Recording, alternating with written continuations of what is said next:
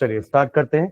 तो last class में हमने न्यूक्लियोफिलिक सब्स्टिट्यूशन के दोनों मैकेनिज्म देखे थे, राइट।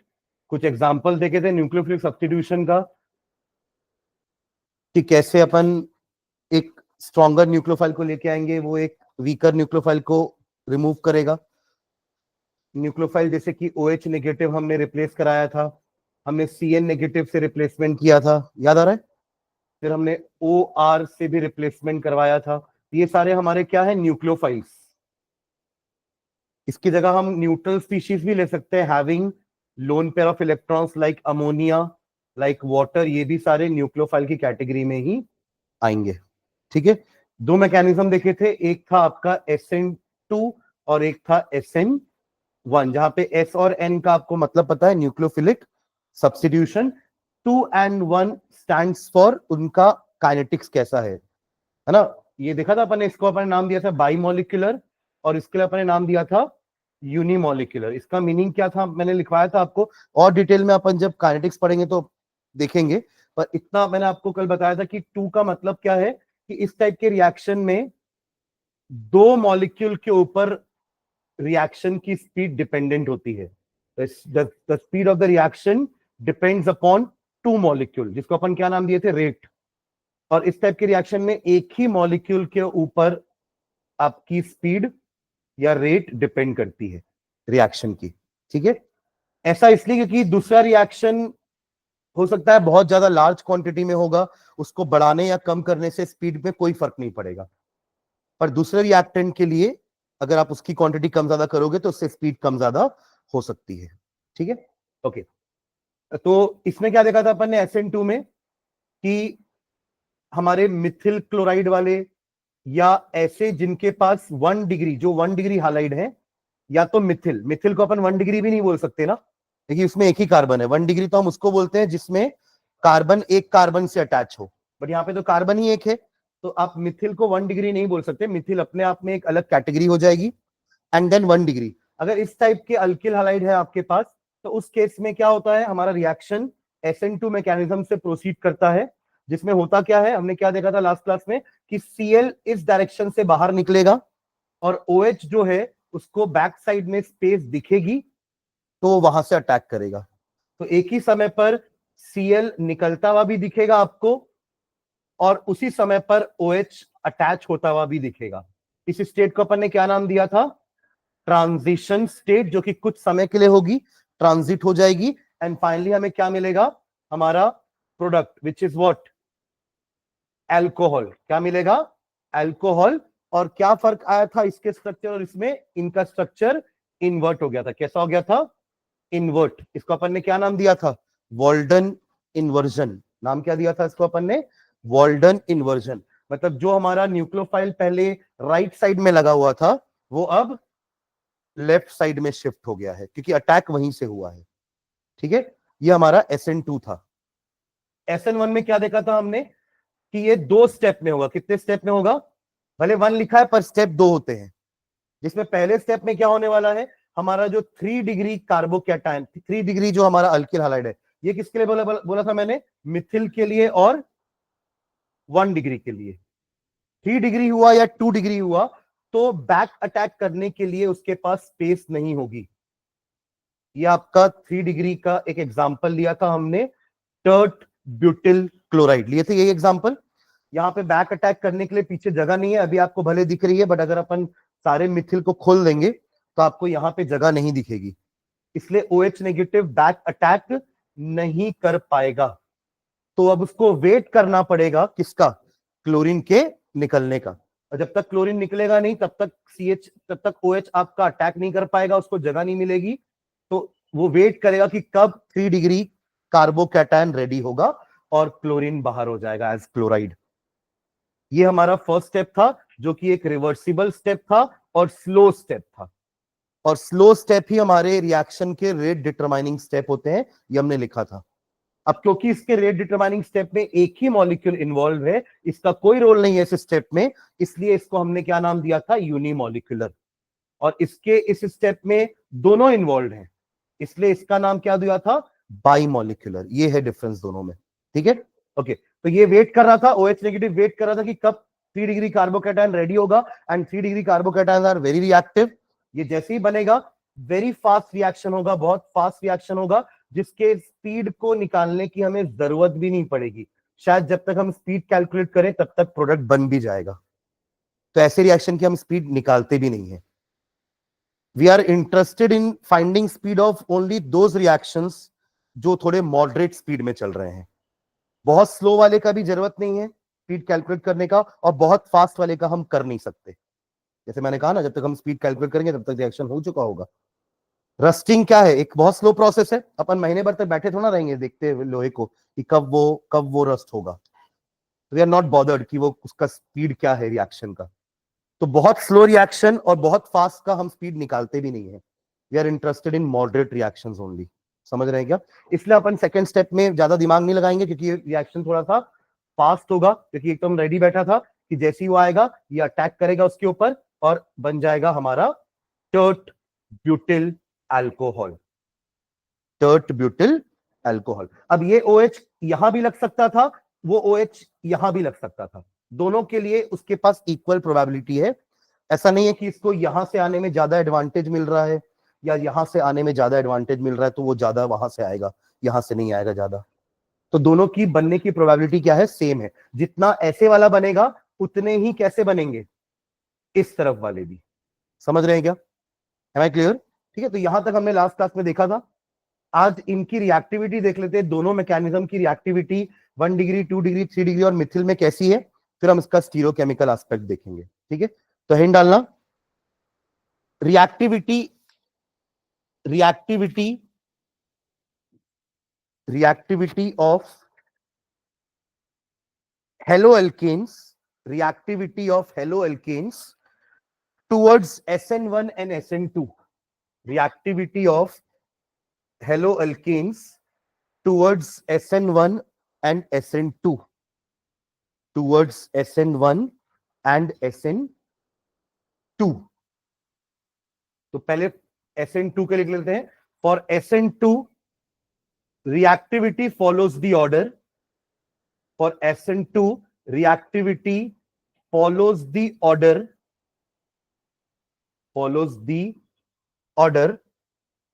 सबसे फास्टेस्ट किसमें होने वाला है? मिथिल में। ये सबसे लेस स्टेरिक हिंड्रेंस कहां पर है?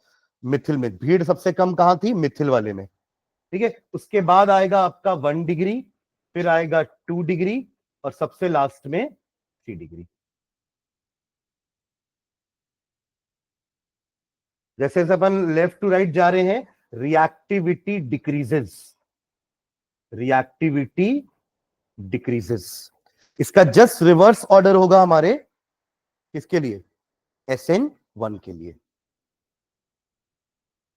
तो लिखो फॉर नीचे, for SN1 reactivity follows the order. Just उल्टा कर लो, 3 degree greater than 2 degree greater than 1 degree greater than Mithil, reactivity decreases.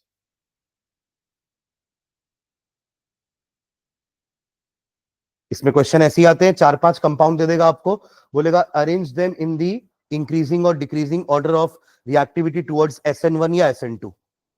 तो आपको पहले तो यही पहचानना पड़ेगा ना, 1 डिग्री कौन है, 2 डिग्री कौन है, 3 डिग्री कौन है, तभी तो कर पाएंगे। तो 1 डिग्री 2 डिग्री 3 डिग्री क्लियर है ना? कैसे पहचानना है हमको? हमें देखना है क्लोरीन किस कार्बन पर है ना? पहले तो यही खोजना है क्लोरीन कहां है, या हेलोजन कहां है, नॉट जस्ट क्लोरीन, हेलोजन कहां है, किस कार्बन पे है, और वो कार्बन और कितने कार्बन से डायरेक्टली अटैच्ड है ना?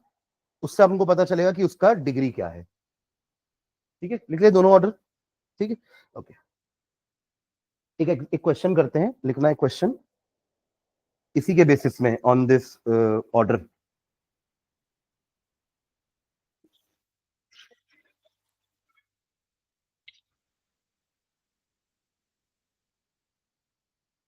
लिखिए,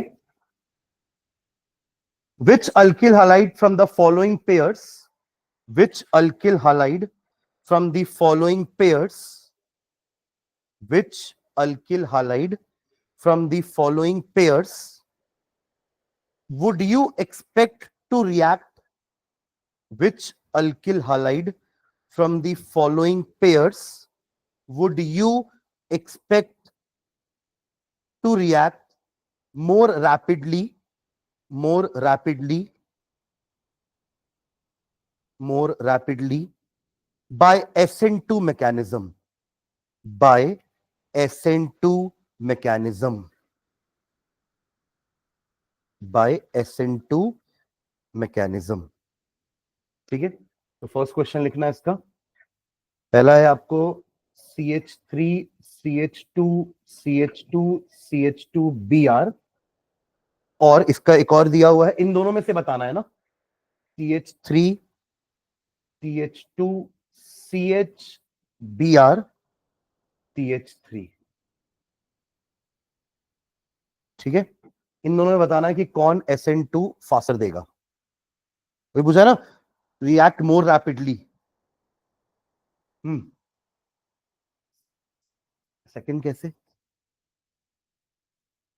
सेकंड 2 डिग्री है और ये 1 डिग्री है। नहीं पहचान पा रहा है क्या 1 डिग्री 2 डिग्री? ब्रोमीन जिस कार्बन से लगा हुआ है वो कार्बन सिर्फ एक ही और कार्बन से डायरेक्टली अटैच है, तो 1 डिग्री। यहां जो ब्रोमीन जिस कार्बन पे लगा है वो कार्बन दो कार्बन से डायरेक्टली अटैच है, तो ये 2 डिग्री हो गया। समझ गया क्या? तो 1 डिग्री फास्टर रिएक्शन देगा towards SN2 according to our reactivity order. और वैसे भी इसमें स्टेरिक हिंड्रेंस ज्यादा हो जाएगा, दिख रहा है आपको? यहां से ब्रोमीन निकलेगा तो उसको अटैक करने के लिए यहाँ पे ग्रुप ज्यादा है, यहाँ पे सिर्फ एक ही CH2 ग्रुप है, बैक अटैक करेगा ना, तो उसके लिए खाली जगह होनी चाहिए। तो 1 डिग्री में स्पेस ज्यादा मिलेगी उसको इन कंपैरिजन टू 2 डिग्री और 3 डिग्री। ठीक है, एक और पेयर लिखो। अच्छा, इसका आंसर लिख लिया क्या? इसको अगर आप कंपाउंड नंबर 1 दे रहे हो या 2 दे रहे हो, कुछ भी ऐसा कुछ नंबरिंग कर दो, तो लिख देंगे 1 reacts faster than 2, 1 reacts faster than 2, 1 reacts faster than 2। चलो एक और लेते हैं, एक और।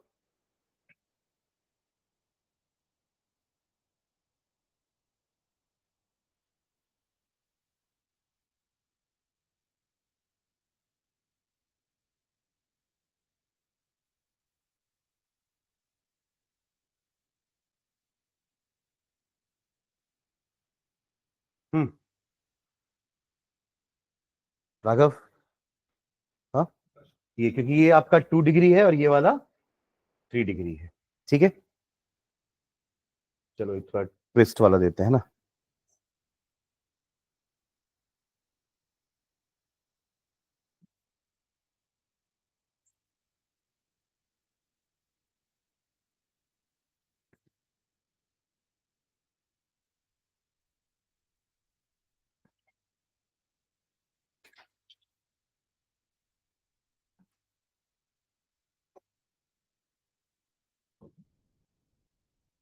इसमें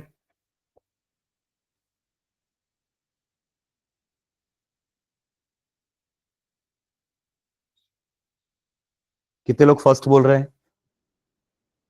अच्छा, सेम वाला भी है, ओके। कितने लोग सेकंड बोल रहे हैं? और कितने लोग लग रहा है नहीं सर सेम होगा, क्योंकि दोनों तो 1 डिग्री है। दोनों 1 डिग्री की नहीं है, बताओ पहले।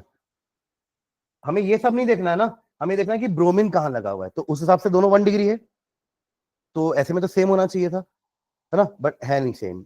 अब इसका भी तो कारण होगा ना, देखो CH3 ब्रोमीन के ज्यादा पास है यहाँ पर और यहाँ दूर है, तो कहाँ भीड़ ज्यादा होगी?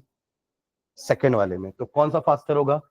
ये वाला। तो इसको फर्स्ट दिए हो, इसको सेकंड नंबर दिए हो, तो फर्स्ट विल बी फास्टर। समझ गए क्या? तो अल्टीमेटली हमें भीड़ भड़क का देखना है, भीड़ कम है तो फास्टर होगा SN2 के लिए।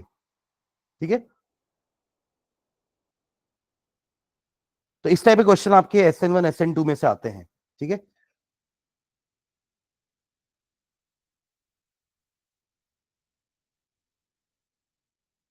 तो एक क्वेश्चन और लिखना। ये हो गया, ये वाले पूरे SN2 के हो गए, एक SN1 का करते हैं।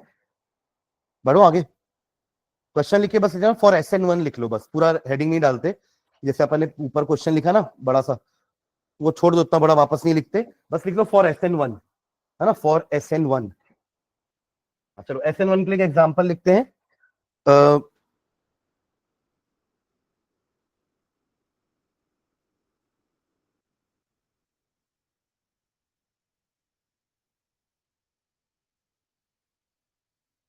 ये बॉन्ड लाइन डायग्राम है, क्या है? Bond line diagram. इसका क्या मतलब है? हाँ,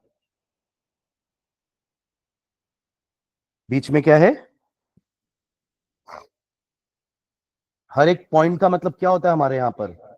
कार्बन होता है। मतलब ये एक कार्बन है, ये एक कार्बन है, ये एक कार्बन है। यहाँ पे भी ये कार्बन, ये carbon, carbon carbon carbon. 1 degree, 2 degree, 3 degree पहचान पा रहे हो क्या है? पहला वाला 3 डिग्री, क्योंकि ये जिस कार्बन से लगा है वो 3 और कार्बन से लगे हुए हैं, तो ये आपका 3 डिग्री हो गया। What about this? 2 डिग्री। ये वाला कार्बन इस 2 कार्बन से अटैच है, तो ये 2 डिग्री है। तो 3 डिग्री फास्टर रिएक्शन करते हैं। SN1, SN1 की बात हो रही है यहाँ पर। किसी को डाउट है क्या यहाँ पर? एक्चुअली ये जो स्ट्रक्चर बना वो ये है, this one, bond line structure है ना। ठीक है, क्या बोल रहा था? हाँ, बस घुमा दिए, पर वहां समझ में आना चाहिए कि ये सारे पॉइंट्स में कार्बन है ना। चलो एक और करते हैं, लास्ट। ये तो सिंपल है वैसे।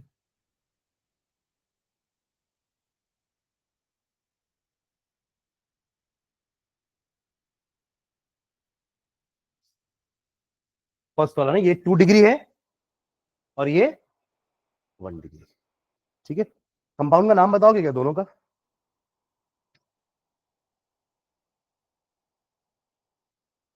है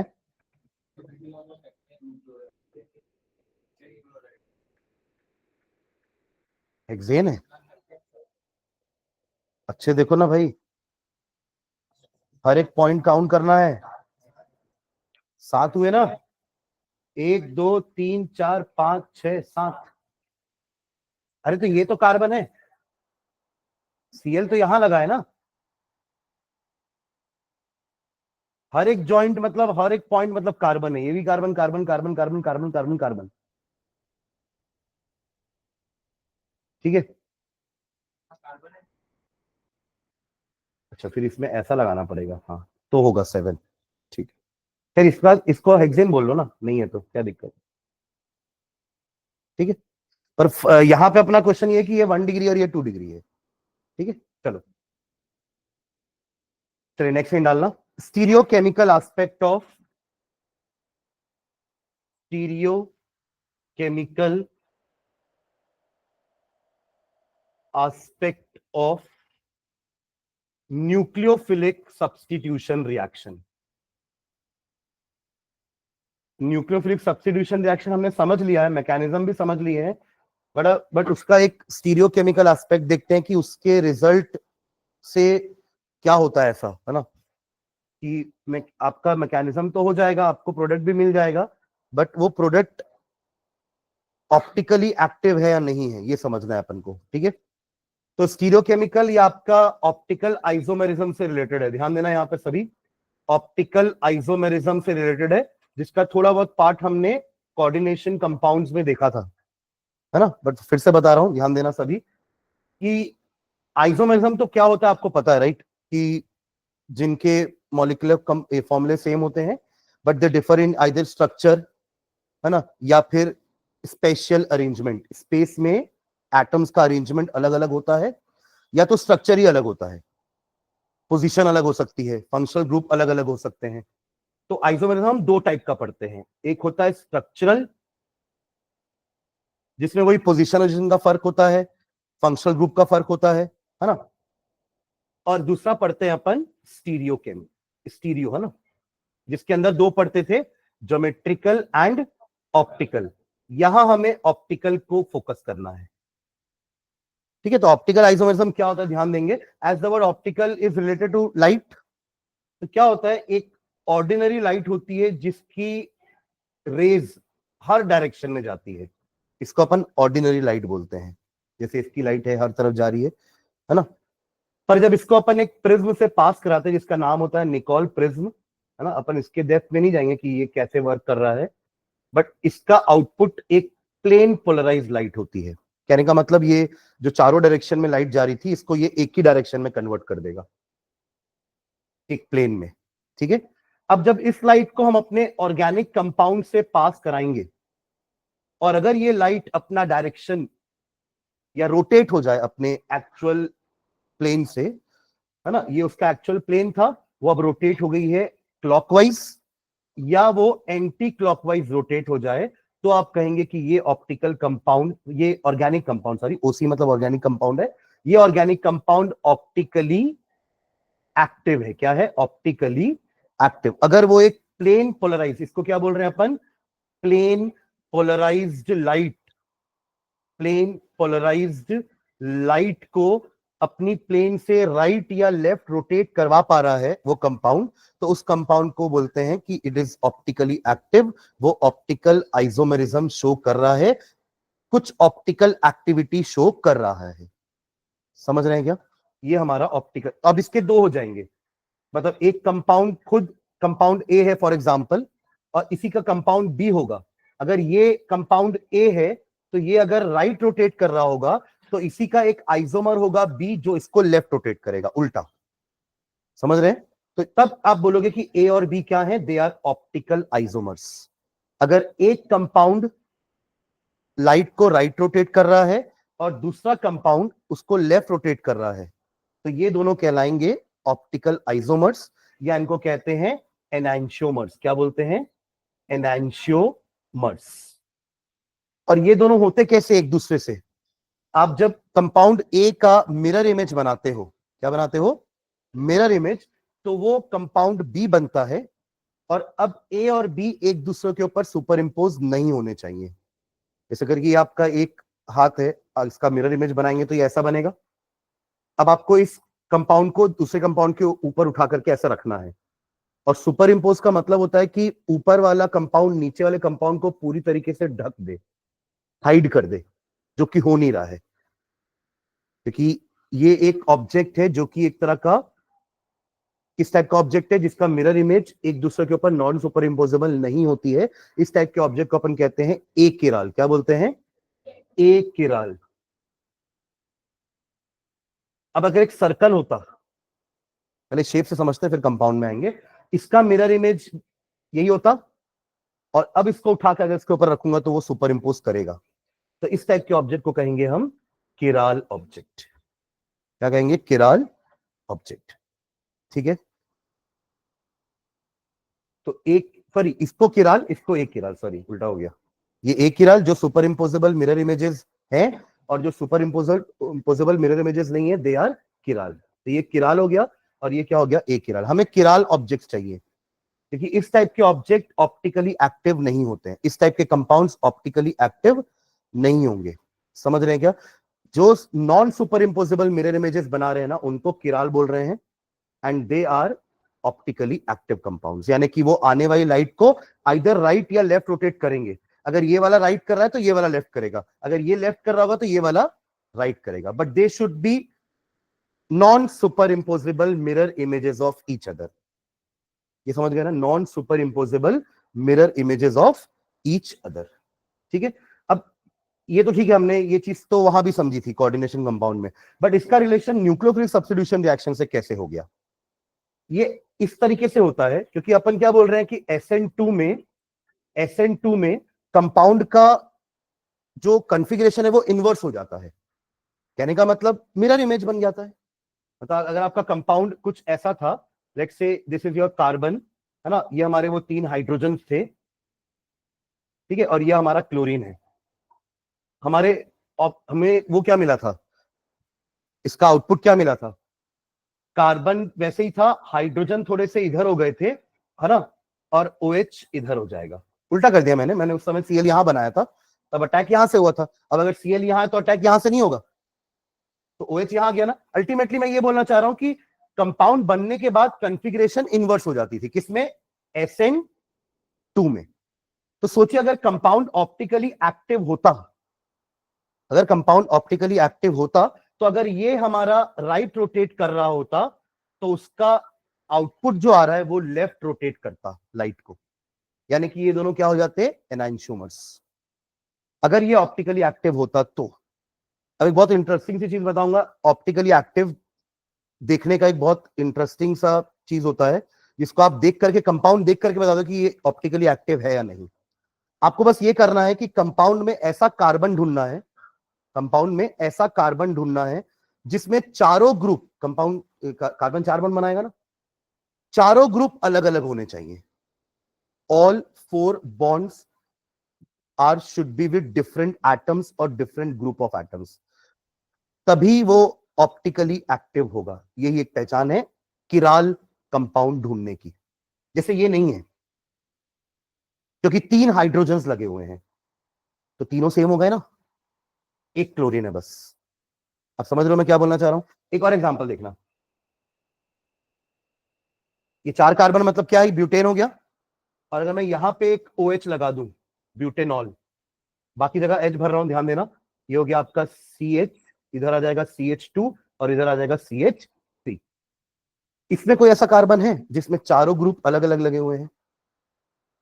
हाँ, जिसमें OH लगा हुआ है, उस कार्बन को ध्यान से देखना। ये कार्बन में तो नहीं है, इस कार्बन में तो 3 H लगे हुए हैं, ये भी नहीं हो सकता, ये भी नहीं हो सकता। इस कार्बन को ध्यान से देखो, इसका एक बॉन्ड मिथिल के साथ है, करेक्ट, दूसरा बॉन्ड H के साथ है, हाइड्रोजन के साथ है, तीसरा बॉन्ड O के साथ है।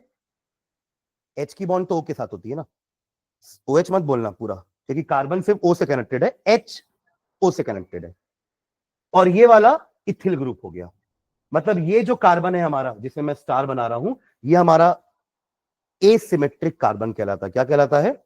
Asymmetric carbon, which is attached to 4 different atoms और ग्रुप ऑफ एटम्स।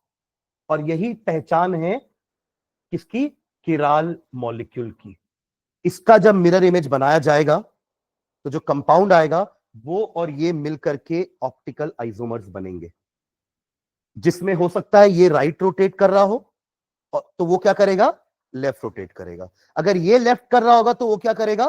राइट करेगा। पर वो हमें एक्सपेरिमेंटली पता चलता है, उसका कोई पहचान नहीं कि आप कंपाउंड को देख करके बता दो सर ये डेक्स्ट्रो है कि लीवो है। डेक्स्ट्रो लीवो कहां से आया वर्ड? राइट रोटेशन वाले को डेक्स्ट्रो रोटेटरी आइसोमर बोलते हैं और लेफ्ट रोटेट वाले को लीवो रोटेटरी आइसोमर बोलते हैं। तो वो आप तो एक्सपेरिमेंट से ही पता चल पाएगा कि एक्सपेरिमेंटली लाइट का क्या हुआ उस कंपाउंड से पास होने के बाद।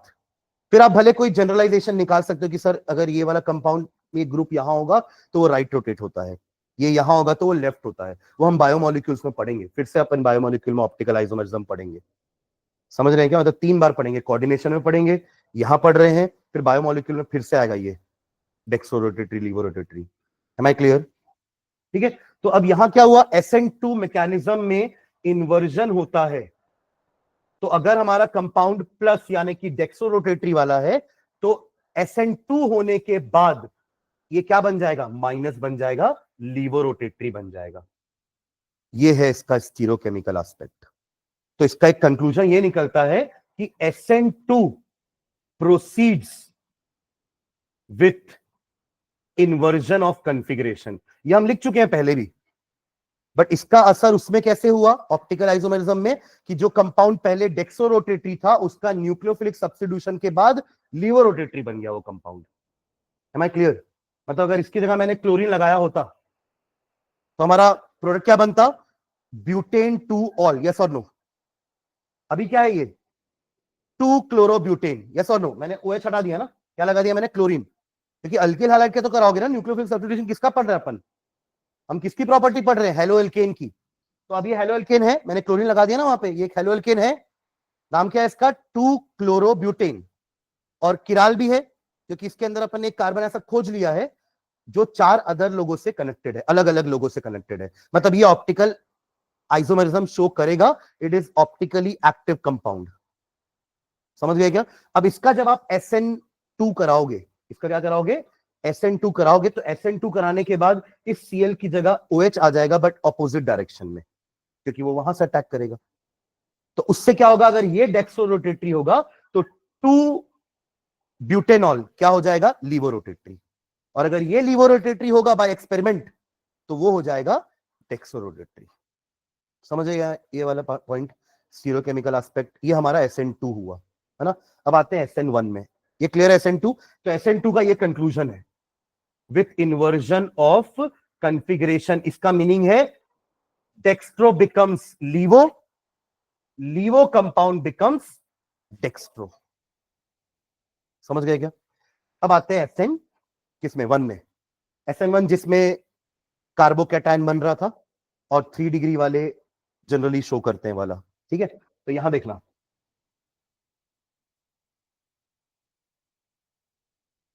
यहां मान लीजिए आपका कार्बोकैटायन रेडी है। ठीक है, अब OH का हमें पता है ना, वो यहां से भी आ सकता है, यहां से भी आ सकता है, दोनों के लिए उसके लिए प्रोबेबिलिटी सेम है। OH की आने की प्रोबेबिलिटी दोनों के लिए सेम थी, याद है? तो आपने शुरुआत की थी किससे? ये आपका क्लोरीन वाला है। ठीक है, अभी इसको समझो, अभी ये मैं ये नहीं बोल रहा हूं कि ये ऑप्टिकली एक्टिव है ना, पर समझना इस चीज को कि ये आपका 3 डिग्री वाला अल्किल हैलाइड है ना, जिसका क्या होने वाला है, पहले आपका वो कार्बोकैटायन बनेगा, क्लोरीन निकलेगा बाहर, और ये आपका 3 डिग्री कार्बोकैटायन रेडी है। ठीक है, अब अटैक पहले क्लोरीन यहां पे था राइट साइड में, पर अब OH की प्रोबेबिलिटी दोनों साइड से बराबर है। तो सोचिए अगर ये डेक्सोरोटेटरी है, अगर ये डेक्सोरोटेटरी है राइट साइड वाला जहां पे क्लोरीन राइट में है, वो मान लीजिए अगर डेक्सोरोटेटरी है, तो इसके बाद जो बनेंगे वो 50% क्या बनने वाले हैं? डेक्स्ट्रो, क्योंकि प्रोबेबिलिटी इक्वल है OH की राइट साइड से आने की और OH की लेफ्ट साइड से आने की। तो ये वाले सारे कैसे होंगे? डेक्स्ट्रो, क्योंकि इनका कॉन्फ़िगरेशन सेम है। कॉन्फ़िगरेशन उल्टा होता है, मिरर इमेज बनती है तो आइसोमर बनता है ना, कि ये डेक्स्ट्रो है तो ये लीवो हो जाएगा। अभी तो OH वहीं लगा है जहां Cl लगा है, तो उनकी मिरर इमेजेस, मतलब उनका जो मिरर इमेज बनेगा, ये अगर डेक्स्ट्रो तो ये भी डेक्स्ट्रो ही होगा। पर अगर OH अपोजिट साइड में लगा तो ये वाले कंपाउंड क्या होंगे? लीवो। ये वाले कंपाउंड क्या होंगे? लीवो। तो आपको एक मिक्सचर मिलने वाला है। क्या मिलने वाला है? एक मिक्सचर मिलने वाला है विथ 50% डेक्सोरोटेटरी एंड 50% लीवोरोटेटरी। ये मिक्सचर इसी बीकर में होगा जहां पे ये रिएक्शन हो रहा होगा। सुन रहे? इस बीकर से आपने लाइट पास कराई, ये लाइट पास होगी भी, कांच का ग्लास लेंगे, पास हुई, बाहर निकली ना तो आपको ऐसी ही दिखी लाइट, ना राइट रोटेट हुई ना लेफ्ट रोटेट हुई। अब इसका रीजन समझना, ऐसा क्यों हुआ? 50-50% दोनों थे, नो डाउट इंडिविजुअली इसने राइट रोटेट किया होगा, इसने लेफ्ट रोटेट किया होगा, पर जो लाइट एक बार राइट रोटेट हो चुकी थी, उसको अगर ये वाला कंपाउंड रास्ते में मिल गया तो वो उसको लेफ्ट रोटेट करके वापस क्या कर देगा? सीधा करके भेज देगा। कहने का मतलब इस मिक्सचर में दोनों काम हो रहा है। जब लाइट पास हुई तो उस मिक्सचर में दोनों टाइप के कंपाउंड थे ना। उस मिक्सचर में ऐसा कंपाउंड भी था जो लाइट को राइट रोटेट कर रहा था, उस मिक्सचर में ऐसा कंपाउंड भी था जो लाइट को लेफ्ट रोटेट कर रहा था। जो लाइट पहले राइट रोटेट हो चुकी थी वो अगर वापस से लेफ्ट रोटेट होगी तो वो सीधी हो जाएगी फिर से, या जो पहले लाइट लेफ्ट हो चुकी थी अगर वो राइट हो जाएगी तो फिर से सीधी हो जाएगी। तो यहां पर हमें ऐसा लगे कि ऑप्टिकल एक्टिविटी हो ही नहीं रही है। इस टाइप के मिक्सचर को कहते हैं रेसमिक मिक्सचर। क्या बोलते हैं? रेसमिक मिक्सचर, जिसमें 50% डेक्सोरोटेटरी कंपाउंड होता है और 50% लीवो, क्योंकि दोनों की होने की प्रोबेबिलिटी सेम थी। SN1 याद करिए, क्योंकि किसी के पास भी एक्स्ट्रा एडवांटेज नहीं है कि राइट से आने में ज्यादा एडवांटेज मिलेगा तो राइट वाला मेजर हो जाएगा, लेफ्ट वाला माइनर हो जाएगा, ऐसा भी नहीं है। दोनों की प्रोबेबिलिटी इक्वल है, तो सॉल्यूशन के अंदर हमारे लाइट का एनकाउंटर भी दोनों के साथ इक्वल नंबर पे ही होगा, क्योंकि दोनों का क्वांटिटी अंदर इक्वल है। तो जो एक इंडिविजुअल कंपाउंड ऑप्टिकली एक्टिव थे पर उनका मिक्सचर क्या हो गया? Optically inactive. इस टाइप के मिक्सचर को कहते हैं रेसमिक मिक्सचर, और ये पूरा प्रोसेस कहलाता है racemisation. Process is known as racemisation. तो इसका कंक्लूजन क्या हुआ? SN1 proceeds with racemisation. कहने का मतलब पहले से जो कंपाउंड ऑप्टिकली एक्टिव था, आपने उसका न्यूक्लियोफिलिक सब्स्टिट्यूशन करवाया और रिजल्टेंट मिक्सचर एक ऑप्टिकली इनएक्टिव मिक्सचर बन गया। समझे क्या? क्योंकि SN1 में 3 डिग्री कार्बोकैटायन रेडी हो जाता है फॉर अटैक। अटैक दोनों साइड से बराबर तरीके से हो सकता है, यानी कि कुछ, मतलब अगर 20 मॉलिक्यूल होंगे आपके पास इसके, तो 10 होंगे इसके जैसे ही कॉन्फ़िगरेशन वाले, यानी कि लेफ्ट में ही लगेगा, सॉरी राइट में ही लगेगा OH, और 10% यानी कि 50% है कि 10 मॉलिक्यूल होंगे जहां पर OH लेफ्ट में लगेगा। तो 50% हो गए डेक्स्ट्रो वाले, 50% हो गए लीवो वाले। तो जब लाइट कंपाउंड उस मिक्सचर से निकलेगी तो वो वैसे ही बाहर आएगी जैसे वो गई थी। अगर ये मिक्सचर के अंदर पूरे डेक्स्ट्रो होते ना तो 100% लाइट राइट रोटेटेड आती बाहर, या सारे के सारे क्या कैसे होते, लीवो होते तो लाइट 100% लेफ्ट रोटेटेड आती बाहर। पर अंदर दोनों का मिक्सचर हो गया जो कि बराबर वाला है, 50-50 वाला है। इसी 50-50 वाले मिक्सचर को तो रेसमिक मिक्सचर नाम दे रहे हैं। और जो एक्टिविटी पूरी हो गई जिसके कारण एक ऑप्टिकली एक्टिव कंपाउंड इनएक्टिव दिख रहा है, उसी को रेसिमाइजेशन बोलते हैं। तो ये दोनों कंक्लूजन, एक्चुअली ये पूरे टॉपिक का 2 लाइन का कंक्लूजन है। SN2 proceeds with inversion of configuration, SN1 proceeds with racemisation. एक ने डेक्स्ट्रो वाले को लीवो बनाया या लीवो वाले को डेक्स्ट्रो बनाया, और एक ने डेक्स्ट्रो हो या लीवो हो उसको फर्क नहीं पड़ता, उसने उसकी एक्टिविटी हटा दी। अगर आपने डेक्स्ट्रो से शुरुआत करी होगी ultimately it will result in no rotation, अगर आपने लीवो से भी शुरुआत करी होगी तो ultimately it will result in no rotation. देखिए अंदर उसके दोनों काम हो गया, राइट रोटेट हुआ फिर लेफ्ट रोटेट हो गया, बाहर आया तो जैसा था वैसे ही वापस। समझ रहे हैं क्या? तो इसको बोलते हैं रेसिमाइजेशन। ठीक है, तो चलो इसको अब लिख लेते हैं। कंक्लूजन यही 2 लाइन है, पर यही इसका हमारे SN1 और SN2 का स्टीरियो केमिकल एस्पेक्ट है। ठीक है, मतलब अभी हमने रिएक्शन को किस नजरिए से देखा है, एक ऑप्टिकल आइसोमेरिज्म के नजरिए से देखा है कि रिएक्शन के बाद रिजल्टिंग कंपाउंड किस टाइप का ऑप्टिकल एक्टिविटी शो करेगा या करेगा ही नहीं। ठीक है, चलो तो लिखते हैं इसमें। हाँ देखो, OH को कहीं से भी एक्स्ट्रा एडवांटेज नहीं मिल रहा है ना, तो वो दोनों तरफ से बराबर ही आएगा। जैसे हमने उस समय बात की थी ना शेड्जेफ रूल में कि मेजर प्रोडक्ट वो होगा जिसमें नंबर ऑफ सब्स्टिट्यूएंट्स ज्यादा होंगे, तो मेजर वो बन जाता है, और कम वाला माइनर हो गया जिसमें नंबर ऑफ सब्स्टिट्यूएंट्स कम थे। बट यहाँ पे OH कहीं से भी अटैक करे, क्योंकि देखो ये ऐसा भी नहीं कि इन दोनों के बीच में भीड़ ज्यादा है इन दोनों की भीड़ कम है, नहीं है, सब ग्रुप बराबर टाइप के लगे हुए हैं, बीच में गैप आपको उतना ही मिलेगा। तो OH के पास कहीं से भी अटैक करने का एक्स्ट्रा एडवांटेज नहीं है, तो इस केस में वो दोनों तरफ से बराबर अटैक होगा।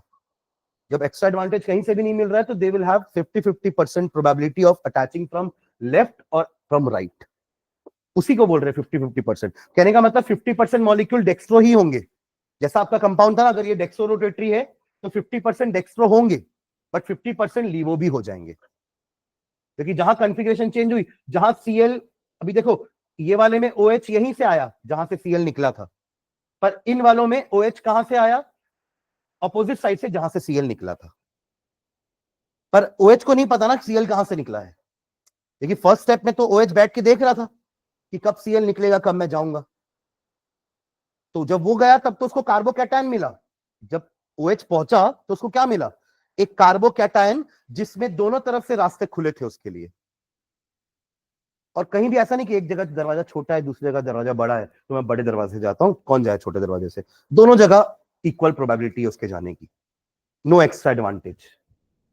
ठीक है, चलो इसके टर्म्स लिखते हैं सारे कि अपन एनांशोमर क्या होता है, डेक्सोरोटेटरी क्या होता है, लीवोरोटेटरी क्या होता है, फिर SN1 और SN2 का एक एक करके लिखते हैं। ठीक है, चलो इसमें लिखना किरालिटी क्या होती है, ये सब भी लिखना है, एसिमेट्रिक कार्बन क्या होता है। हाँ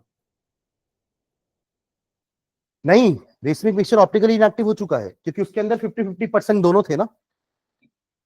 हाँ मतलब लाइट अंदर कुछ कुछ हो रहा है लाइट के साथ, पर बाहर हमें वैसे ही दिख रही है जैसे वो गई थी अंदर, क्योंकि अंदर दोनों टाइप के कंपाउंड है ना, जो लाइट को राइट भी रोटेट किए और उसी राइट रोटेटेड लाइट को उसने लेफ्ट भी कर दिया होगा, तो वो सीधी बाहर आई, क्योंकि अंदर दोनों का मिक्सचर 50-50% है, मोलार रेशियो सेम है दोनों का। ठीक है, चलिए लिखते हैं। हेडिंग डालिए ना, stereochemical aspect of nucleophile substitution reaction. चलो इसमें लिखना नीचे सम टर्म्स लिख लो पहले, some terms related to optical isomerism, some terms related to optical isomerism, some terms related to optical isomerism. First point लिखना plane polarised light, plane polarised light, plane polarised light. इसमें hyphen डाल के लिखो,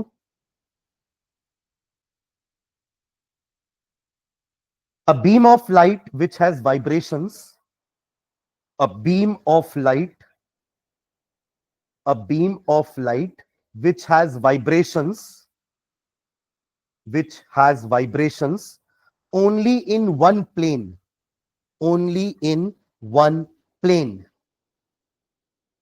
is called plane polarized light, is called plane polarized light, is called plane polarized light. एक diagram बनाना नीचे, एक ordinary light बनाना ऐसी वाली, फिर यहां पे एक निकोल प्रिज्म रख देना, और जब बाहर निकलेगी लाइट तो उसमें एक ही तरफ दिखाना लाइट, है ना। ये हमारी ऑर्डिनरी लाइट जो आपको हर प्लेन में दिख रही है, और ये हो जाएगी plane polarised light. This was ordinary light. पूरा नाम लिखना आप लोग का ना।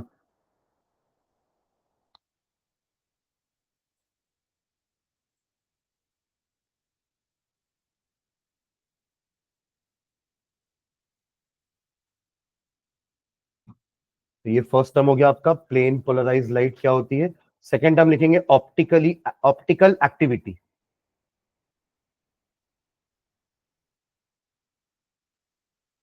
ऑप्टिकल एक्टिविटी, ऑप्टिकल एक्टिविटी का मतलब क्या होता है, how a compound becomes optical active. Optical activity देखो आइफन डाल के।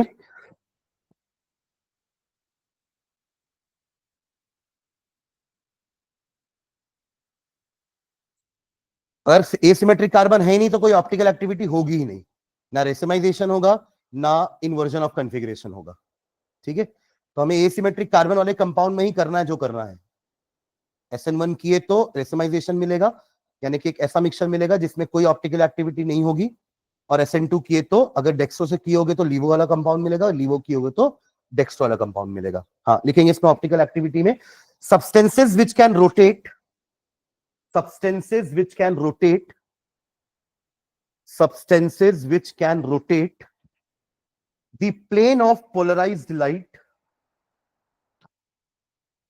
substances which can rotate the plane of polarized light are called optically active substances, are called optically active substances, are called optically active substances, and the property is called optical activity, and the property is called optical activity, and the property is called optical activity. अब वो rotation right होगा तो डेक्सोरोटेटरी, left होगा तो लीवो, उसके लिए भी एक लाइन लिखते हैं इसी में ही, ऑप्टिकल एक्टिविटी में ही लिख लिए, and the property is called optical activity. Next line में लिखेगा, a substance which rotates the plane of light towards right, a substance which rotates the plane of light towards right, right को आप चाहो तो ब्रैकेट में clockwise भी लिख सकते हो ना, clockwise, substance which rotates the plane of light towards right is called dextrorotatory, is called dextrorotatory। Dextro का मतलब ही राइट होता है ना, डेक्स्ट्रोरोटेटरी। लैटिन में Dexter means right, and is represented by plus symbol, and is represented by plus, bracket में plus बना भी लेना, प्लस सिंबल। इसका उल्टा लिख लो, ऑन द अदर हैंड, लिख लेंगे, लिखो जल्दी से। On the other hand, a substance which rotates the plane of light towards left या anti-clockwise direction is called levorotatory, represented by minus sign.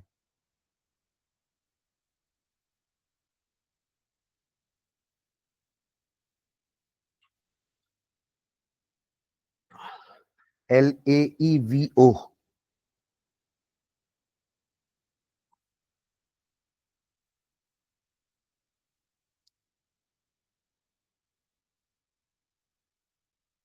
ठीक है,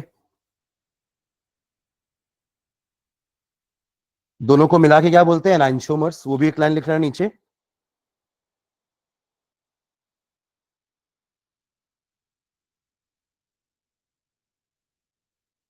हो गया? यहां तक हो गया ना? लिवोरोटेटरी माइनस लिखे हो ना? हाँ, लिखो एक लाइन नीचे इसके। चलो पहले किरालिटी लिखते हैं, फिर आते हैं इसमें एनाइंशोमर में। किराल लिखो। Third, chirality, chirality and asymmetry, and asymmetry, chirality and asymmetry. इसमें लिखो हाइफन डाल करके।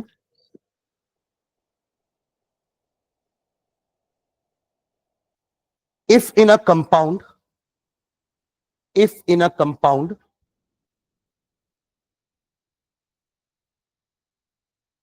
if in a compound all the atoms or groups if in a compound all the atoms or groups attached to a carbon if in a compound all the atoms or groups attached to a carbon are different are different are different comma such a carbon is called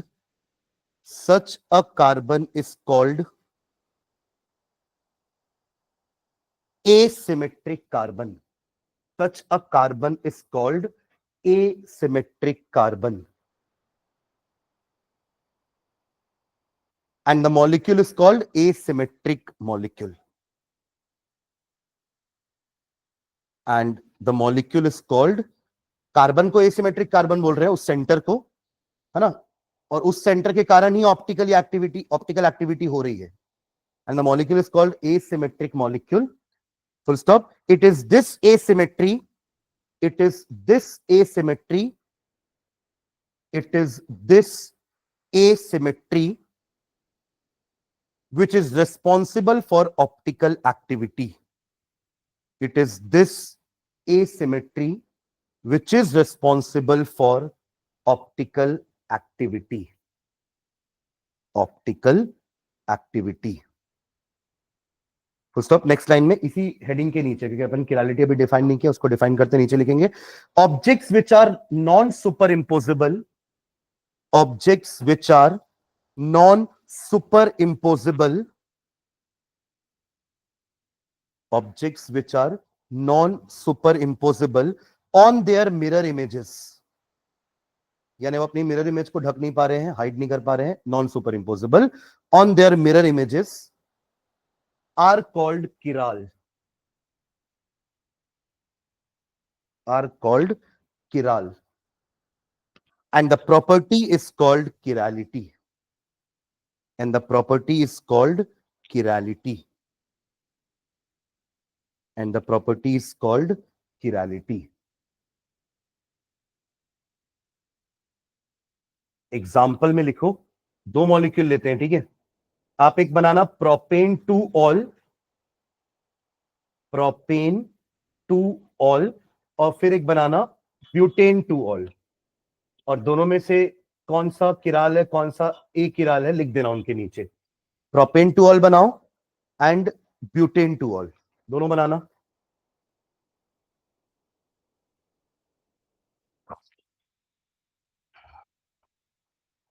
बना लिया?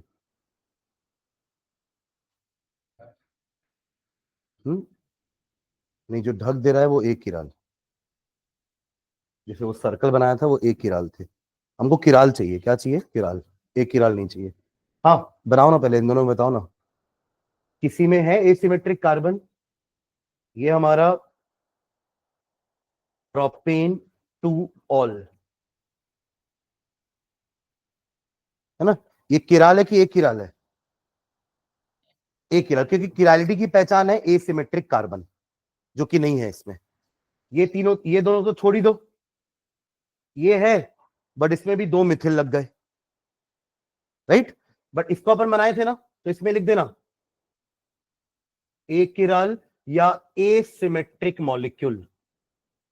Sorry, asymmetric नहीं है ना ये, asymmetric में तो ऐसा carbon होना चाहिए था। फिर एक ही लाइन, हाँ सिमेट्रिक बोल सकते हो उसको, ठीक है। और दूसरे वाले का स्ट्रक्चर बनाना, CH3COH HCH2CH3, ये हो जाएगा आपका किराल या एसिमेट्रिक मॉलिक्यूल।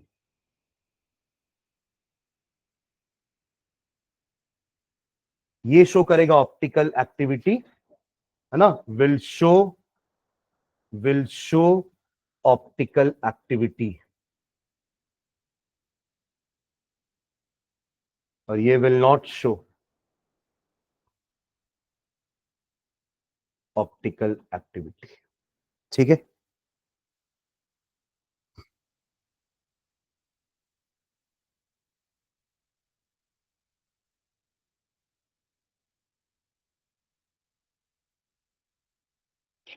चलिए इन्वर्जन का डेफिनेशन लिखते हैं, नीचे लिखो इन्वर्जन, इन्वर्जन, इन्वर्जन,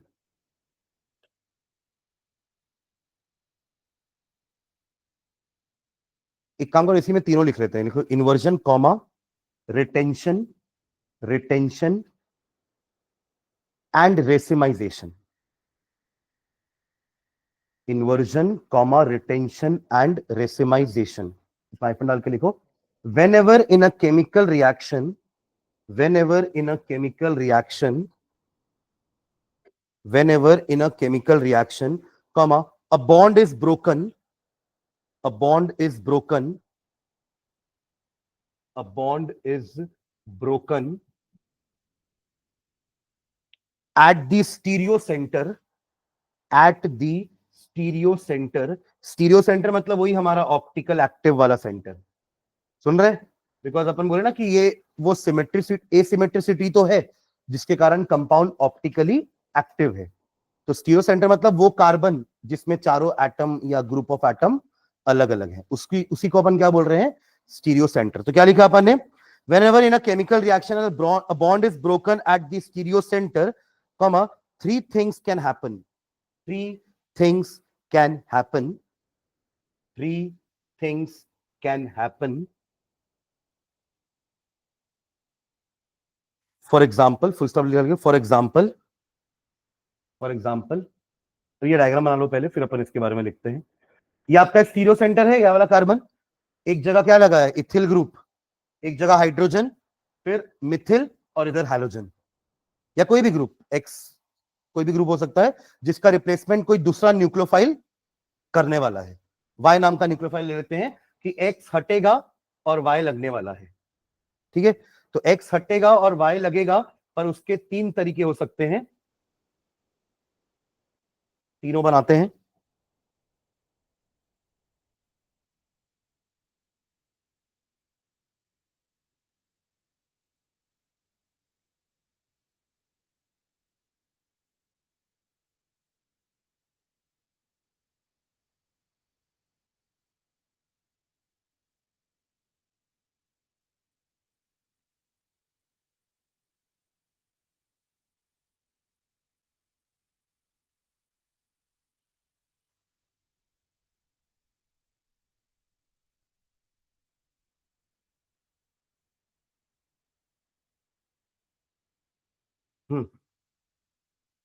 रिटेंशन मतलब समझते हैं क्या, रिटेंशन,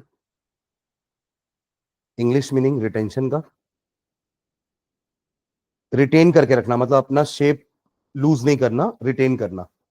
जैसे स्प्रिंग होता है ना, स्प्रिंग को अगर आप स्ट्रेच करोगे तो अपना शेप वापस से रिटेन करता है, उसके एक अपोजिट फोर्स लगता है जो उसको वापस से अपनी ओरिजिनल पोजीशन पर लेकर आता है, इसी को बोलते हैं रिटेंशन करना। तो यहां पे रिटेंशन का मीनिंग क्या है, अगर ये हमारा कंपाउंड है जिसमें हमारा न्यूक्लियोफाइल यहां लगा हुआ है, अगर नया न्यूक्लियोफाइल भी यहीं लगेगा तो ये कहलाएगा रिटेंशन। देखा आपको वन वाला पोजीशन, ये क्या कहलाएगा, रिटेंशन, की जैसा उसका स्ट्रक्चर था अभी भी वैसे स्ट्रक्चर है, बस न्यूक्लियोफाइल चेंज हो गया है। मतलब अगर डेक्स्ट्रो था तो वो डेक्स्ट्रो ही रहेगा, इसको बोलते हैं रिटेंशन। और यहां पे क्या हुआ है इस वाले में, इन्वर्जन, वाई यहां आ गया ना, जैसे अपना SN2 में हो रहा था, तो इसको बोलते हैं रिटेंशन, इन्वर्जन, ये हो गया आपका रिटेंशन। और दोनों के मिक्सचर को क्या बोलेंगे? Racemic mixture. अगर दोनों होंगे इक्वल क्वांटिटी में तो मिक्सचर हो जाएगा, जो कि ऑप्टिकली क्या हो जाएगा? इनएक्टिव। ठीक है, तो जो 3 थिंग्स लिखा है वो यही 3 थिंग्स है। इन्वर्जन हो सकता है, रिटेंशन हो सकता है, या दोनों चीज हो सकती है।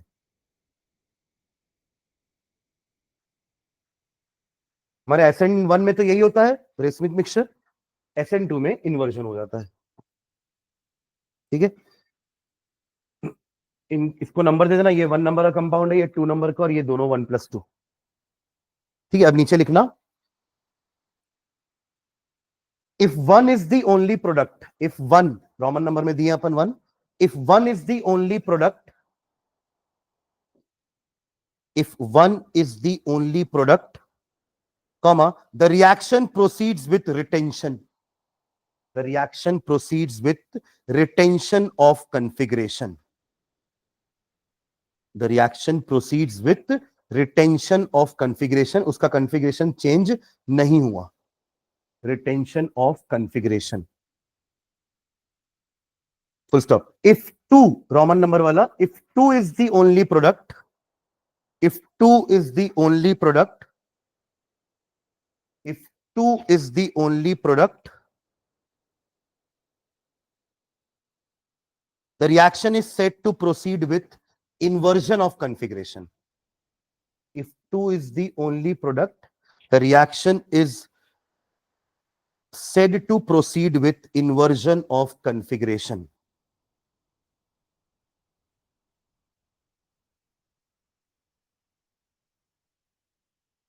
Inversion of configuration. And last line, if on the other hand, if on the other hand, if on the other hand, a 50-50 mixture, 50 ratio का साइन देना, 50-50 mixture of 1 and 2 is obtained, if on the other hand a 50-50 mixture of 1 and 2 is obtained, the process is called racemization. The process is called racemization, and the product is optically inactive. And the product is optically inactive. And the product is optically inactive. उसका reason क्या है? क्योंकि एक isomer right rotate कर रहा होगा तो दूसरा लेफ्ट रोटेट कर देगा उसी कंपाउंड को, तो वो सीधा ही रहेगा. Because inactive, because one isomer will rotate,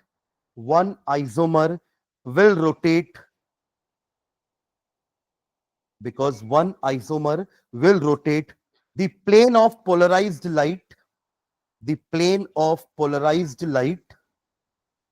in one direction,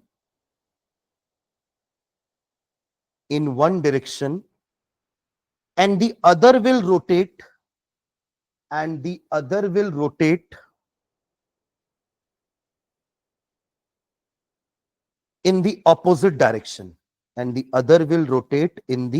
opposite direction,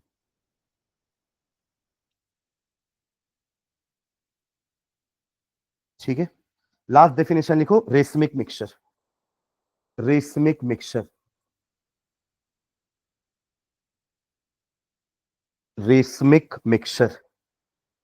A mixture of equal amounts of two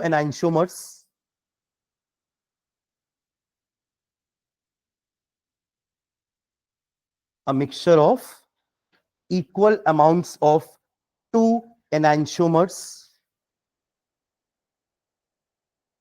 एनांशियोमर के ब्रैकेट में लिखो, अपन डेफिनेशन नहीं लिखे ना, यही लिख लेते हैं ब्रैकेट में. क्या लिखे? A mixture of equal amounts of two enantiomer, bracket में लिखेंगे optical isomers which are non superimposable mirror images, optical isomers which are non superimposable mirror images of each other. ये पूरा ब्रैकेट में जा रहा है ना, ये एनांशियोमर का डेफिनेशन हो गया. Optical isomers which are non superimposable mirror images of each other. Bracket close. तो डेफिनेशन क्या लिख रहे हैं अपन रेसमिक मिक्सचर की? A mixture of equal amounts of two enantiomers is called racemic mixture, is called racemic mixture. बाकी वो bracket में जो लिखा हुआ वो एनाइंशोमर का डेफिनेशन हो गया ना, वो दोनों को कलेक्टिवली अपन क्या बोलते हैं? एनाइंशोमर्स। जैसे जो अपन ने वहां नहीं पढ़े कोऑर्डिनेशन आइसोमरिज्म में, आयनाइजेशन आइसोमर्स, लिंकेज आइसोमर्स, वैसे ही इन दोनों को क्या बोलेंगे? एनाइंशोमर्स। ठीक है, पॉजिटिव और नेगेटिव वाले को एनाइंशोमर्स।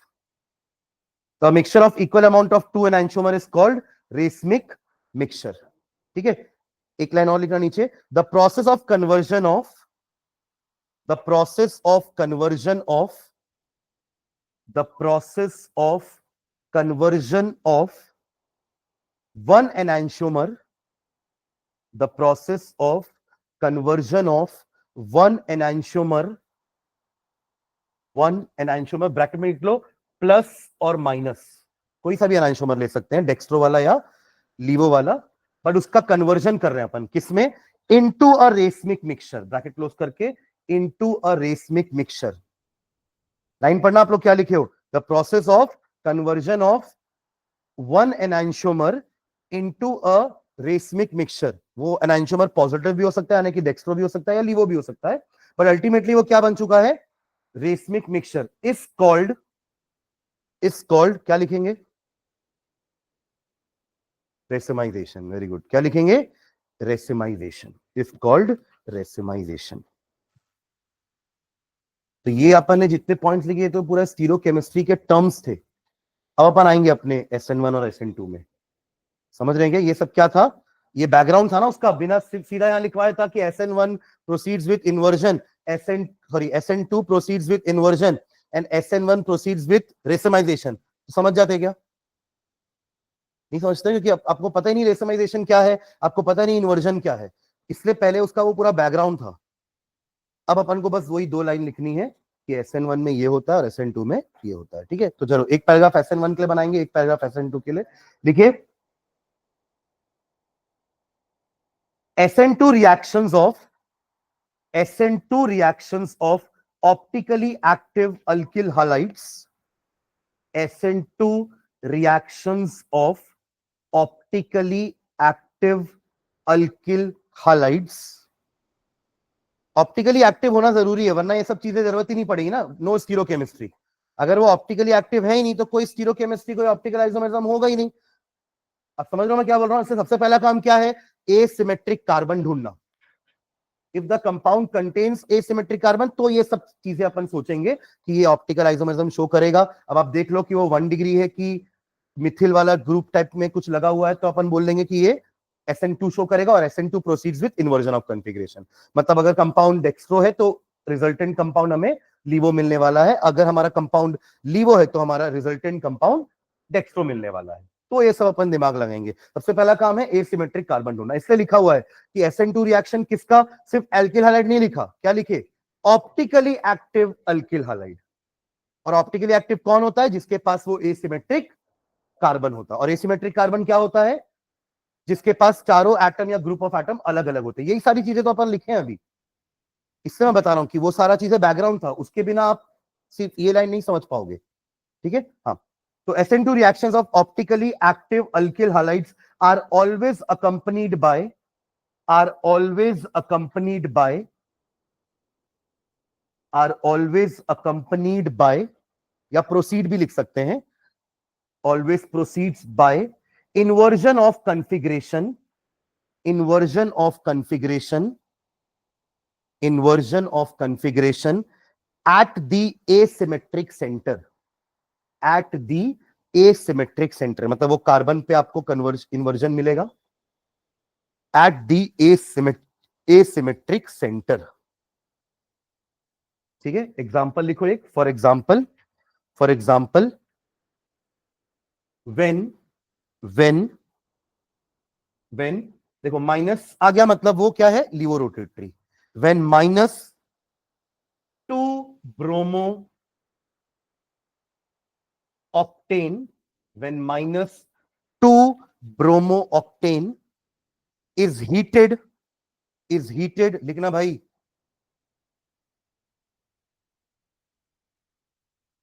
when -2 bromo-octane is heated with aqueous NaOH, is heated with aqueous NaOH, is heated with aqueous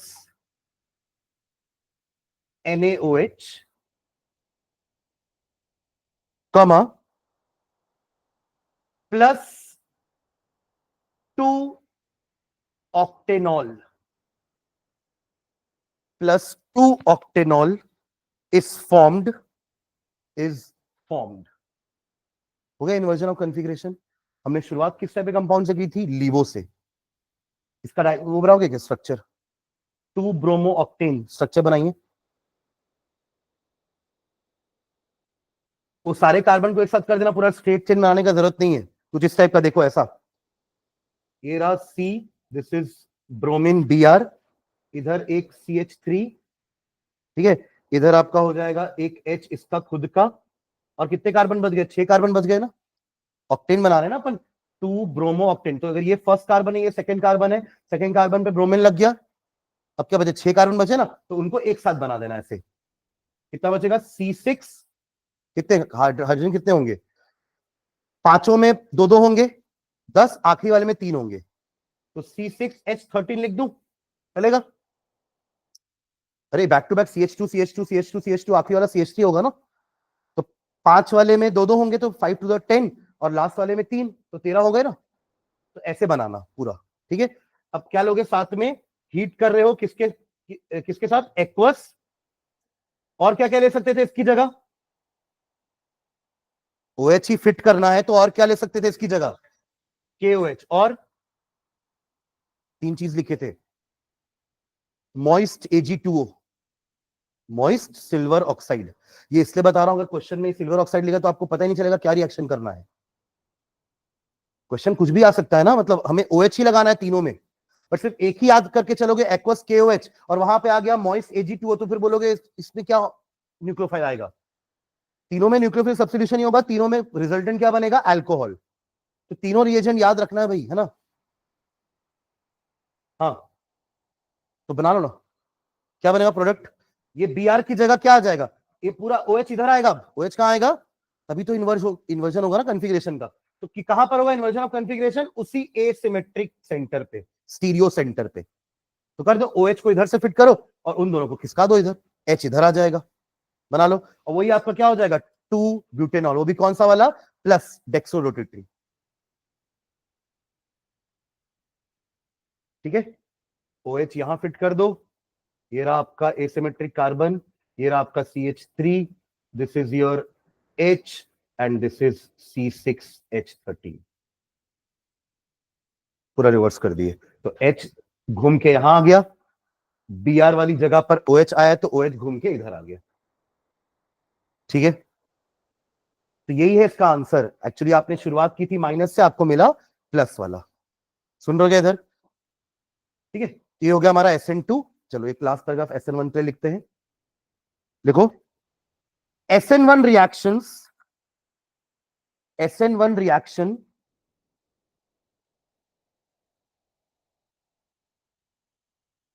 of optically active alkyl halide, same जैसे ऊपर लिखे थे।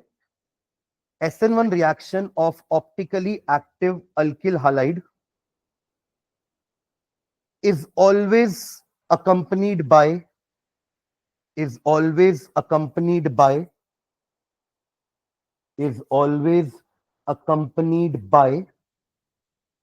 racemization, is always accompanied by racemization, is always accompanied by racemization। उसका reason अपन लिख चुके हैं, क्योंकि 50-50 mixture दोनों का बनेगा। और रेसमाइजेशन का मतलब क्या होता है? एक ऑप्टिकली एक्टिव कंपाउंड को, किसी भी टाइप का हो सकता है, वो डेक्स्ट्रो या लीवो, ऑप्टिकली एनाइंशोमर को मतलब ऑप्टिकली इनएक्टिव बना देना, वही कहलाता है आपका racemisation. The process is known as racemisation. अब बस इसको डिनोट कैसे करना ये याद रखना।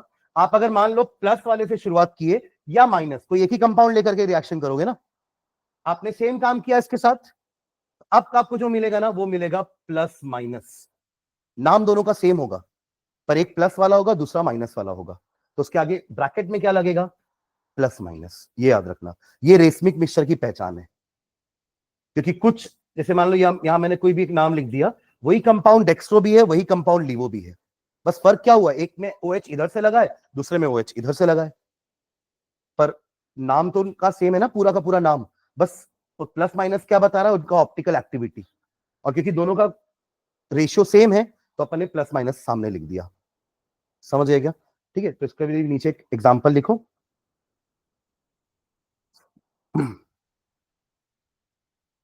SN1 reaction of 2-bromobutane, SN1 reaction of 2-bromobutane, SN1 reaction of 2-bromobutane gives a racemic